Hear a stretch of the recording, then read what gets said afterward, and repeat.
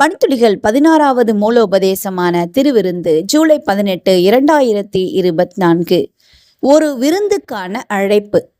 ஆட்டுக்குட்டியானவரின் கல்யாண விருந்துக்கு அழைக்கப்பட்டவர்கள் பாக்கியவான்கள்.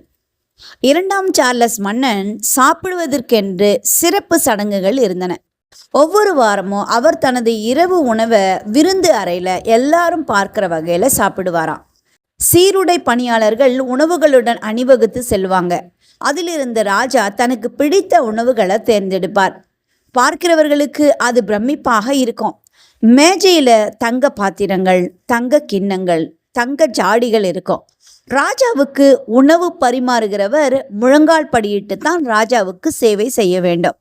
இதுவரை வாழ்ந்த பூமியில் உள்ள அரசர்கள் அனைவரிலும் எல்லா கணத்திற்கும் தகுதியுடையவராக இருந்தாலும் ஆட்டுக்குட்டியானவருடைய கல்யாண விருந்து என்று அழைக்கப்படுகிற மீட்கப்பட்டவர்களின் மாபெரும் பரலோக விருந்துல ராஜாக்களின் ராஜாவாகிய இயேசு நமக்கு பரிமாறுவார். இந்த பூமியில அவருக்கு உண்மையா சேவை செய்பவர்களுக்கு அவருடைய வருகைக்காக அவர் விழிப்போடு காத்திருக்கிற வேளையில இயேசு கொடுக்கிற வாக்குறுதி இதுதான்.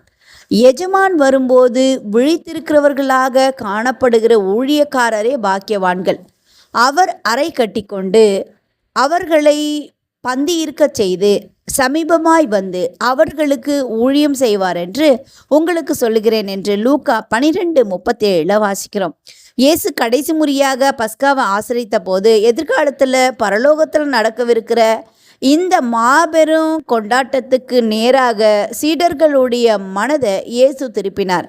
இது முதல் இந்த திராட்சைப்பழ ரசத்தை நவமானதாய் உங்களுடனே கூட என் பிதாவின் ராஜ்யத்திலே நான் பானம் பண்ணும் நாள் வரைக்கும் இதை பானம் பண்ணுவதில்லை என்று வாக்களித்தார் என்று மத்தேயு 26:29 வாசிக்கிறோம். திருவிருந்து சுட்டிக்காட்டும் மாபெரும் அம்சங்கள்ல ஒன்று.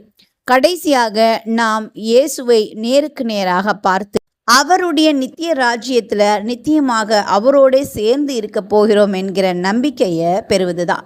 இன்றைய செயலில் காட்டுங்கள். எப்போதாவது ஒரு விருந்துக்கு சென்றிருக்கிறீங்களா? நிறைய விருந்திற்கு சென்றிருப்போம். சென்றிருந்தால் என்ன நோக்கத்திற்கு சென்றிருக்கிறீர்கள் என்று நினைத்து பாருங்க. இன்றைய ஆழமான ஆராய்ச்சிக்கு 1 கொரிந்தியர் 11:26, யோவான் 14:3, வெளிப்படுத்தல் 3:20 கொடுக்கப்பட்ட வசனங்களை ஆழமாக தியானியுங்க. இந்த நாள் உங்களுக்கு இனிய நாளாக இருக்கட்டும்.